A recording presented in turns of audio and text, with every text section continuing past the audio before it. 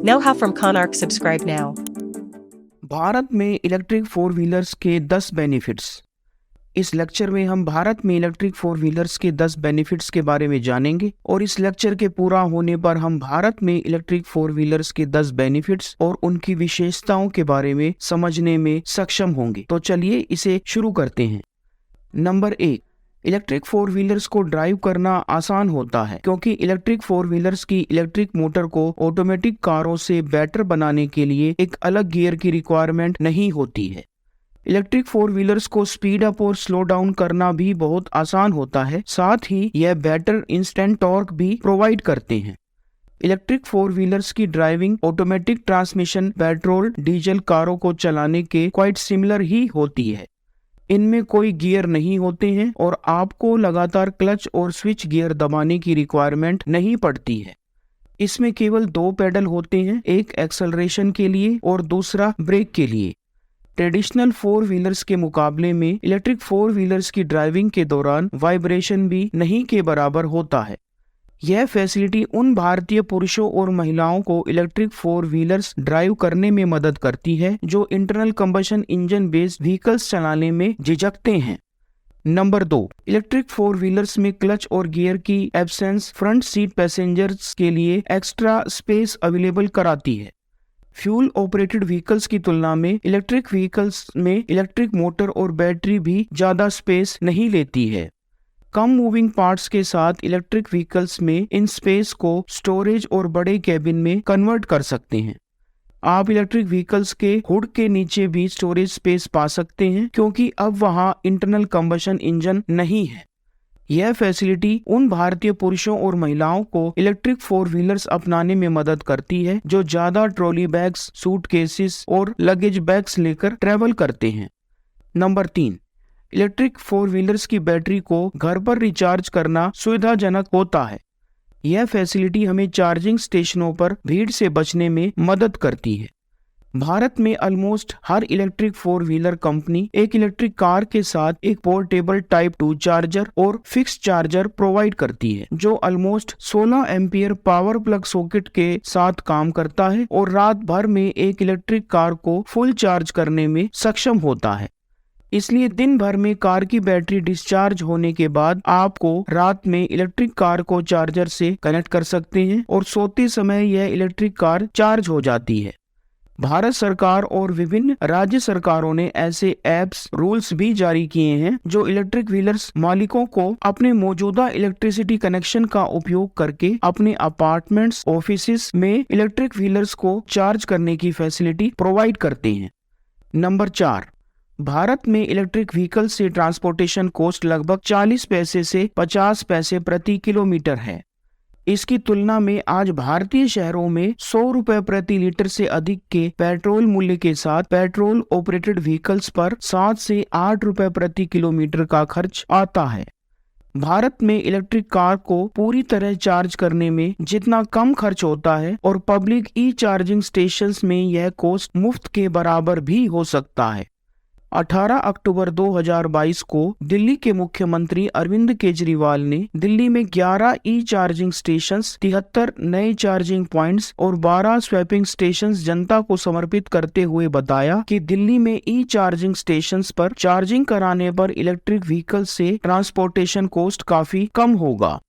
Number 5, modern life में transportation एक basic requirement है। वर्ल्ड वाइड कंट्रीज और कॉमन पीपल पेट्रोल डीजल के बढ़ते प्राइसेस और पोल्यूशन के डेंजरस लेवल को देखते हुए इलेक्ट्रिक व्हीकल्स की तरफ मूव कर रहे हैं। फ्यूल और मेंटेनेंस के मामले में इलेक्ट्रिक फोर व्हीलर चलाने की रनिंग कॉस्ट ऑलमोस्ट 30% कम होती है।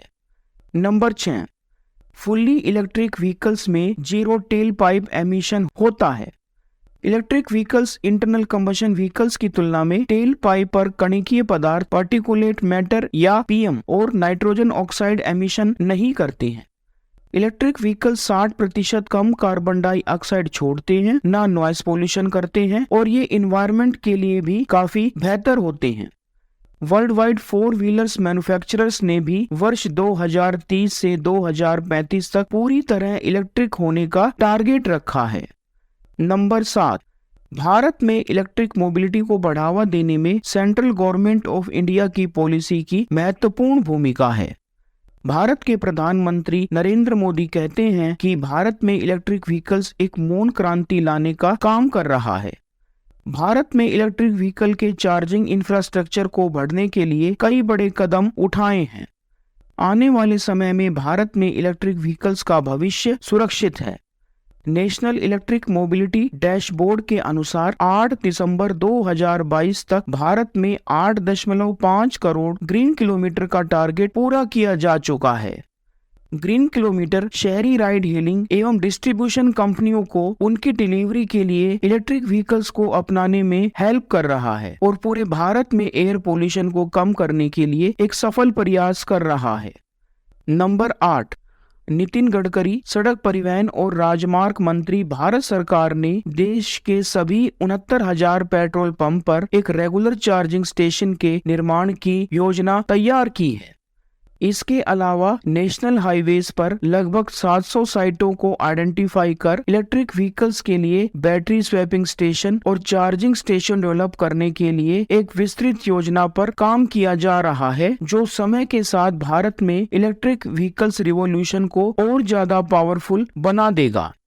नंबर 9, आज के दौर में इलेक्ट्रिक कार खरीदना एक बिल्कुल सही कदम है, क्योंकि भारत के प्रमुख बैंकों ने इलेक्ट्रिक कार खरीदने वालों के लिए न्यूनतम या जीरो प्रोसेसिंग फीस की भी पेशकश की है। इलेक्ट्रिक कारों के लिए ग्रीन कार लोन की दर 7.70% से 8.40% है। यहाँ अलग अलग बैंकों की लोन राशि और अवधि में अंतर भी हो सकता है। दैनिक भास्कर भारत का एक प्रमुख हिंदी दैनिक समाचार पत्र है, जिसके भारत के 12 राज्यों में इसके 65 संस्करण प्रकाशित हो रहे हैं। भारत ने वर्ष 2030 के अंत तक 500 गीगावाट रिन्यूएबल एनर्जी कैपेसिटी हासिल करने का महत्वाकांक्षी लक्ष्य निर्धारित किया है।